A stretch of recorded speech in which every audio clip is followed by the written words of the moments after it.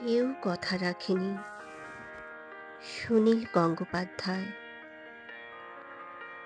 কেউ কথা রাখেনি। ৩৩ বছর কাটল, কেউ কথা রাখেনি। ছেলেবেলায় এক বষ্টমী তার আগমনী গান হঠাৎ থামিয়ে বলেছিল, শুক্লা দ্বাদশীর দিন অন্তরাটুকু শুনিয়ে যাবে। তারপর কত চন্দ্রভুক অমাবস্যা চলে গেল, কিন্তু সেই বষ্টমী আর এলো না। ২৫ বছর প্রতীক্ষায় আছি।